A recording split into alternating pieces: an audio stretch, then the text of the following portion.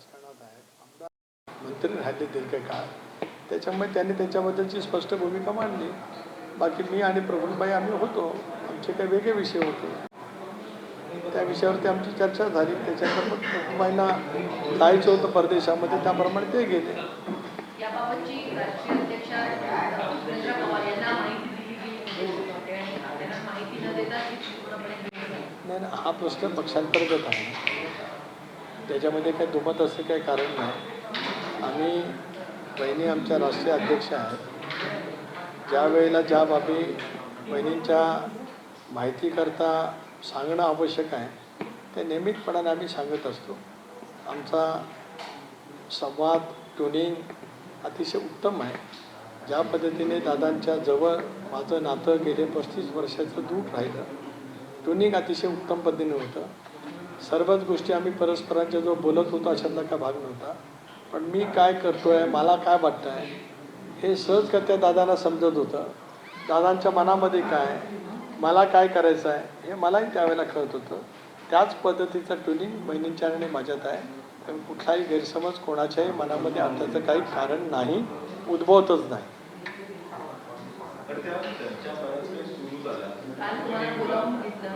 नाही, बोलून घेतलं विचारलं वगैरे हा काय भाग नाही. नियमितपणाने आम्ही भेटत असतो. बोलून घेणं आणि विचारणं हा काय भाग नाही आमच्यात. We are having very good tuning. आम्ही परस्परांच्या संपर्कात नियमितपणाने असतो. काय बोलून घेतलं विचारलं गेलं असं नाही. आम्ही सगळे वरिष्ठ सहकारी त्या ठिकाणी बदलवतो. अनेक बाबींच्या वरती चर्चा होती.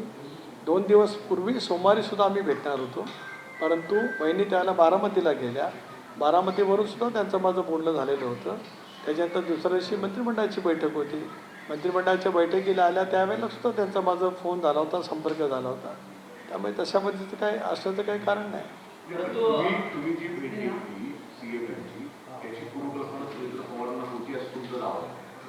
बघा, मी खासदारी आहे, माझ्या लोकसभा मतदारसंघात अनेक विकासाची कामं असतात. मुख्यमंत्र्यांची प्रत्येक वेळची भेट ही काय राजकीय भेट अशातला काय भाग नाही. माझ्या लोकसभा मतदारसंघातील काय कामं आहेत, माझी दिल्लीच्या स्तरावरती काही प्रस्ताव राज्य सरकारकडनं पाठवायचे आहेत. अशा वेळेला प्रत्येक गोष्ट ज्ञात असणं करणं अभिप्रेतच नाही आहे. ज्या वेळेला राजकीय विषय पक्षाशी निगडीत त्यावेळेला परस्परांच्या जो चर्चा करूनच आम्ही भेटत असतो. उदाहरणार्थ काही वेळेला काही बाबीच्या बाबतीमध्ये राजकीय कारणासाठी मला मुख्यमंत्र्यांना भेटायचं असेल तर त्याची माहिती बहिणींना असते. ज्यावेळेला माझ्या लोकसभा मतदारसंघातील काही कामाचा विषय असेल त्यावेळेला असणं अभिप्रेत आहे नाही, काही कारण नाही. त्याच्यानंतर आम्ही ज्यावेळेला भेटत असतो त्यावेळेला भेटीमागचा तपशील जो आवश्यक असतो तो माझ्याकडनं सांगितला जात असतो. कारण मी पण दीर्घकाळ राजकारणात आहे, मलाही राजशिष्टाचार माहिती आहे. पवार साहेबांनी तर आम्हाला सर्वांनाच राजशिष्टाचार उत्तम शिकवलेला आहे. त्यामुळे संवाद कसा परस्परांची असावा त्या आमच्या राष्ट्रीय नेते आहेत, राष्ट्रीय अध्यक्ष आहेत, मी प्रदेशाध्यक्ष आहे. दीर्घकाळ वेगवेगळ्या पदांवरती मी काम केलेलं आहे. त्यामुळे एकमेकाचा सन्मान, ट्युनिंग, पक्ष मजबूतीने पुढे उभं करणं त्या बाबतीमध्ये आम्ही एकमताने काम करत असतो. आता नवीन शोध तुम्ही लावलाय असं हा पण विषय तुम्ही अविश्वास हा शब्द सुद्धा तुमच्याकडनं मी पहिल्यांदा ऐकतोय. मी कधी ऐकलेलं नाही आमच्या पक्षात अविश्वास हा विषय. आपल्याला काय कुठलं सूत्राकडनं माहिती असेल तर ते सूत्र मला कळू द्या, म्हणजे हो मलाही कळेल, माझ्या ज्ञानात भर पडेल. अविश्वास काय, असंवाद म्हणजे काय, म्हणजे मला सुद्धा त्या बाबतीची माहिती होईल. तुमच्या पार्टीचं तर समर्थन आता ते इंडियाच्या आणायचं तुमच्या बैठक सुद्धा आहे तुमच्या पार्टी. पण शरद पवार राष्ट्रवादी काँग्रेस याला समर्थन देत आहे. तुमच्या राजकीय साधारणतः संदर्भात काही चर्चा झाल्या आहेत का? कारण या संदर्भात पण अनेक राजकीय गॉसिप प्रचंड सध्या सुरू आहे. एक असं आहे की गेल्या अधिवेशनात ज्यावेळेला बिल आलं त्यावेळेला मी इंडियामध्ये आहे, आम्ही मतदान केलं आहे. मतदानाच्या मध्ये ज्या वेळेला आकडे पाहिले असतील त्याला ज्या जागेवरती मी बसतो तिथून मतदान बिलाच्या समर्थनार्थ झालेलं आहे. त्यामुळे तिथं दुमत नाही.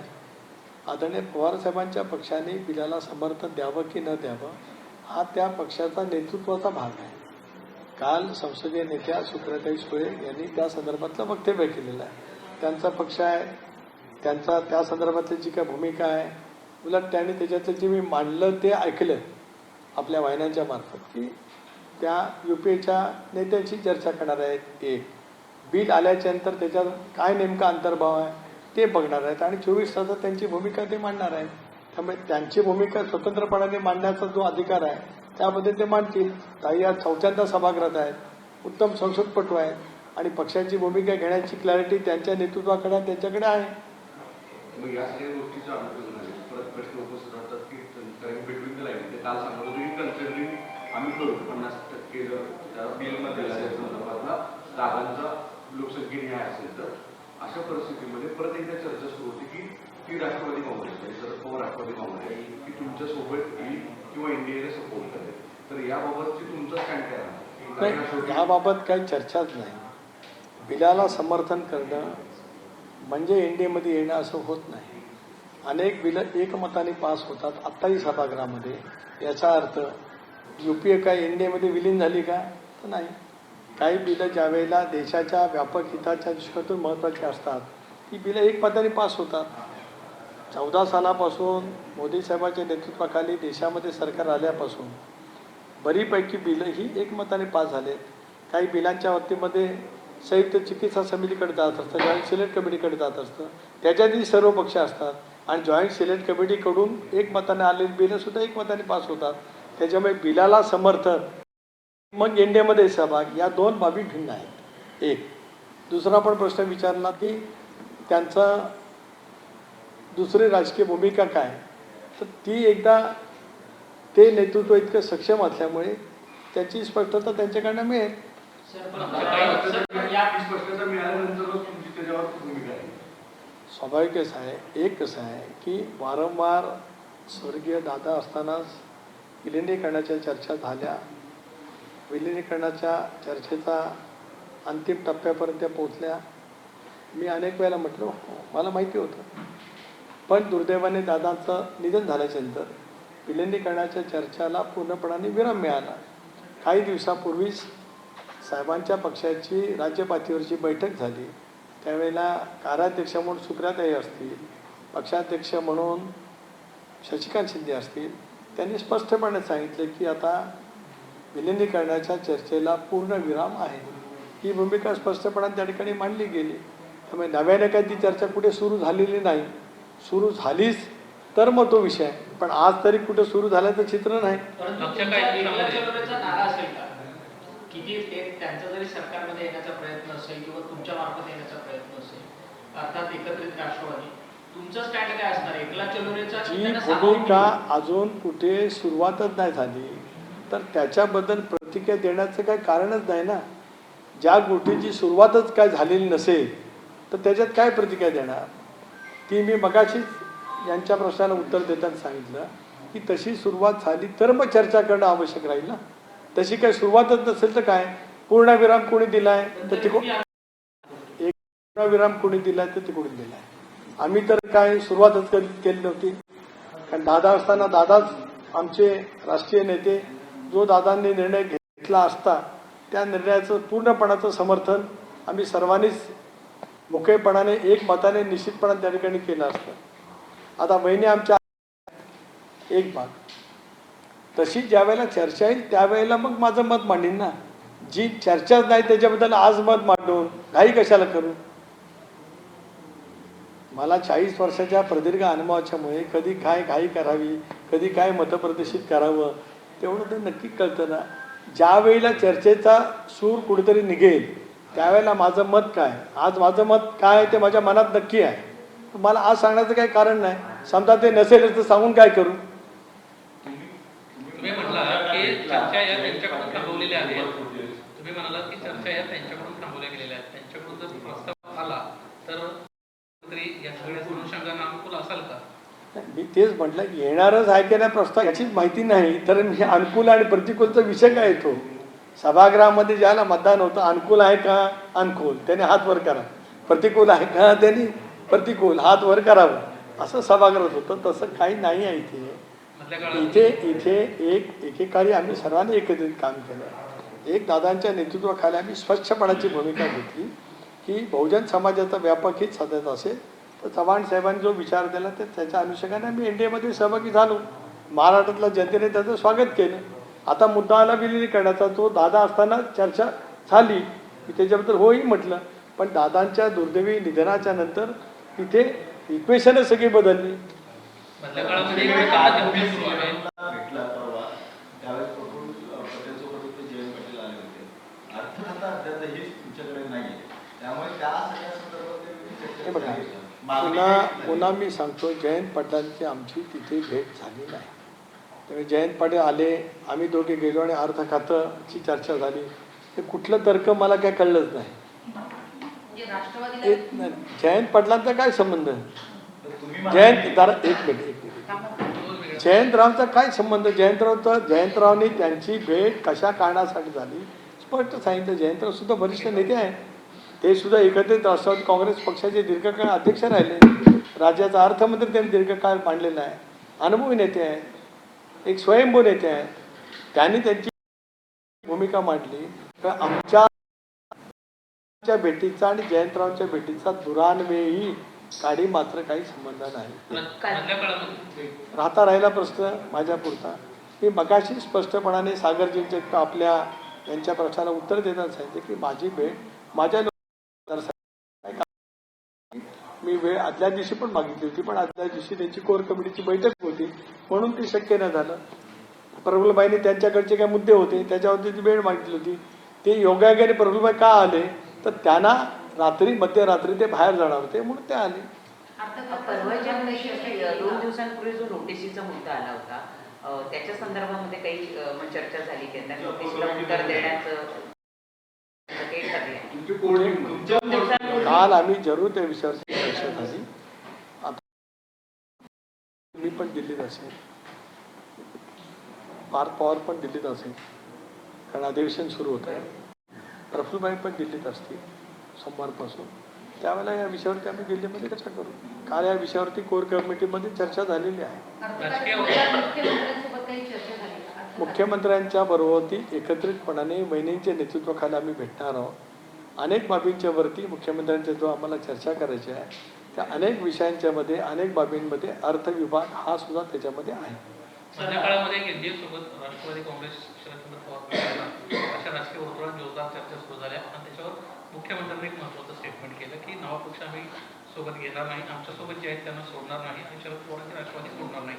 एकंदरीतच काय त्यांना कुठंतरी एक सुतोवाच होते की राष्ट्रवादी काँग्रेस पक्षासोबत त्यांना आलं पाहिजे अशी राजकीय वर्तुळात चर्चा आहे. जर असं होत असेल तर आपला त्याला पुढाकार देणं गरजेचं आहे. मुख्यमंत्री भारतीय जनता पक्षाचे राज्याचे एक प्रमुख नेते देशपातळीवरचे आहे. त्याने जी भूमिका स्पष्ट केली ती NDAच्या वतीने भारतीय जनता पक्षाची म्हणूनच स्पष्ट त्या ठिकाणी केलेली आहे. मी अनेक वार आपल्याजवळ संवाद करताना बोललो की NDA म्हणजे काय, तर भाजपच्या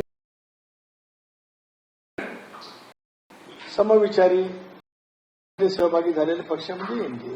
UPA म्हणजे काय तर काँग्रेस प्रणित. जी भूमिका मुख्यमंत्र्यांनी मांडली ती भारतीय जनता पक्षाची स्वाभाविकपणाने NDAचं प्रमुखत्व ज्या पक्षाकडे आहे त्यांनी मांडली. की आता NDAमध्ये नवीन पक्ष नाही त्याच्यामुळे ती भूमिका त्यांनी त्या ठिकाणी स्पष्ट मांडली. आता त्यांनी ती मांडल्याच्या नंतर मग इतर देशामध्ये किंवा राज्यामध्ये इतर जे काही पक्ष असतील त्यांची भूमिका त्याच्याबद्दलची काय ते सांगू शकतील.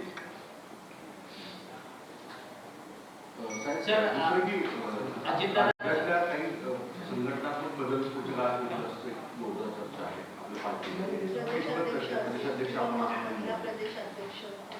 कुठले महिला एक असं आहे की आज महिला प्रदेशाध्यक्ष पद रिक्त आहे. युवक मी संघटनेचं बोलतोय सीमात त्यांनी संघटनेचं म्हणतो युवक अध्यक्ष पद रिक्त आहे. विद्यार्थी संघटनेचं सुद्धा पद आज या पदावरती प्रशांत कदम पण ते त्या ठिकाणी दीर्घकाळ काम करतात. तो एक मुद्दा पक्षाच्या चर्चेमध्ये जरूर त्या ठिकाणी आहे. तिसरं युवती संघटनेमध्ये सुद्धा संध्या सोडवणे काम करतात पण त्याही संदर्भामध्ये पक्षामध्ये चर्चा सुरू आहे. शक्य आहे कदाचित त्या बाबतीमध्ये निर्णय पक्षाच्या कोर कमिटीमध्ये बसून होऊ शकतो. त्याही बाबतीमध्ये कालावधी परंतु मग या सगळ्या निवडणुका लागल्याच्यामुळे त्याचं अंतिम स्वरूप होऊ शकलं नाही. लवकरच त्या बाबतीमध्ये आम्ही सगळेजण कुटुंब म्हणून बसू आणि मुंबईच्या संदर्भातला निर्णय त्या ठिकाणी करू. अजित पवारांचा जयंती कार्यक्रम हा शासन स्तरावरती होणार आहे. आता त्याचा शासन निर्णय काढला. परवा तुम्ही पत्र दिलेलं होतं तुमच्या मंत्र्यांनी आणि काल शासन निर्णय आला. त्याच्या पद्धतीने बघताय. अजितदादांचं योगदान महाराष्ट्राच्या सर्वांगीण क्षेत्रासाठी, महाराष्ट्राच्या उन्नतीसाठी फार मोठ्या पंपावरती राहील.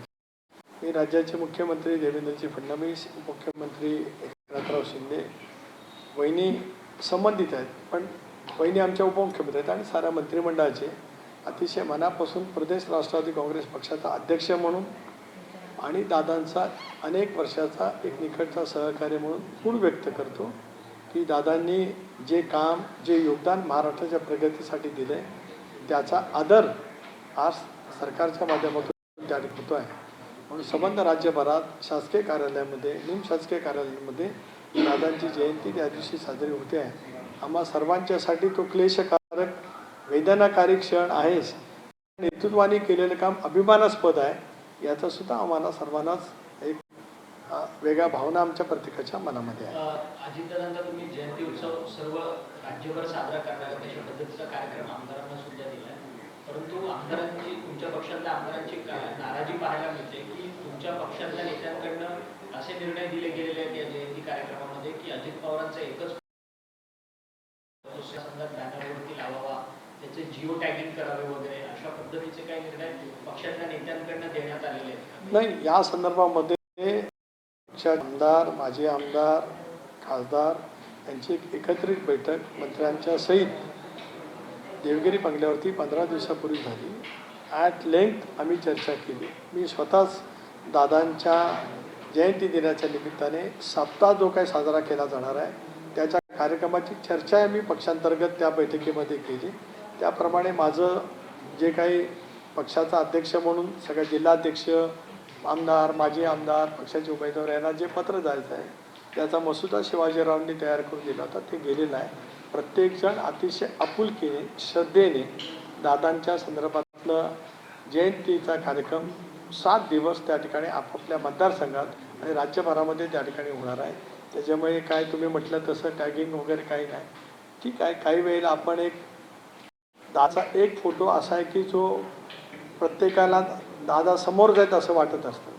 त्याच्यामुळे आम्ही चर्चा करत असताना करत असतो की कुठला फोटो अधिक लोकांच्या मनामध्ये दादांच्या प्रती, प्रत्येकाच्या मनात आहेच भावना, त्या अधिक उच्चंबळून आल्यासारखा तो दिवस त्यांच्या आठवणीचा आहे आणि त्याच्यामुळे ते एकंदरीत आम्ही चर्चा करतच असतो नेहमी.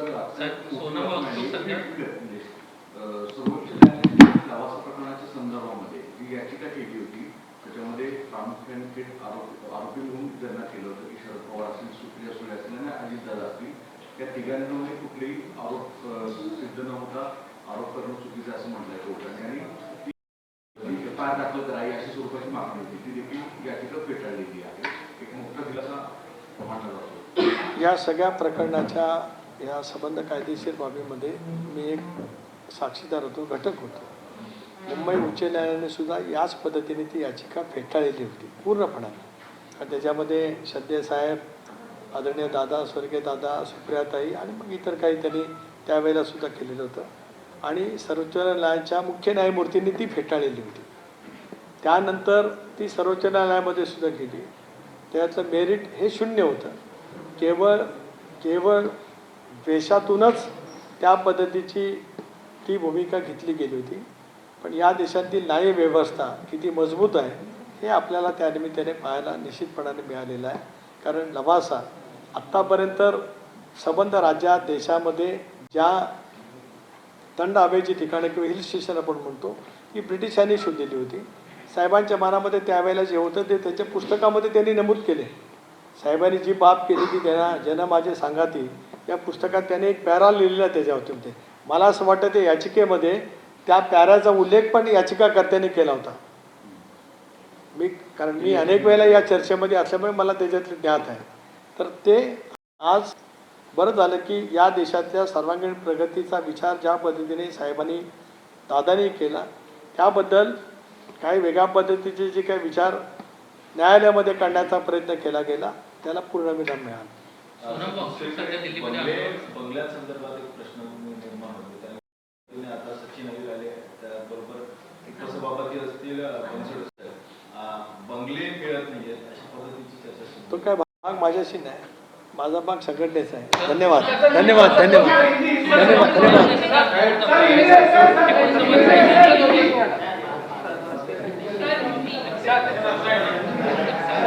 वांगचूक यांच्या उपोषणाचा आज 19वा दिवस असून देखील केंद्र सरकारमधील कुणीही मंत्री तिथे चर्चेसाठी फिरकलेले नाहीत.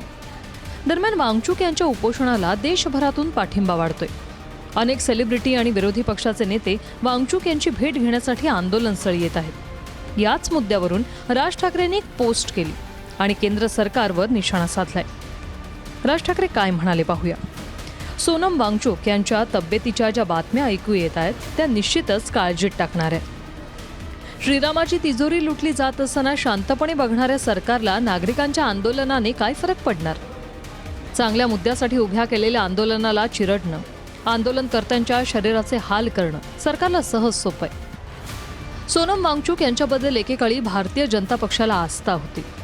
2018मध्ये वांगचूक यांनी रिइन्व्हेस्ट कॉन्फरन्सला बोलावून त्यांच्याकडून अपारंपरिक ऊर्जेबाबत ऐकून घेतलं, त्यांचं कौतुक केलं. पण लडाखसाठी वांगचूक यांनी उपोषण आंदोलनं केली तेव्हा सरकारने काहीही केलं नाही.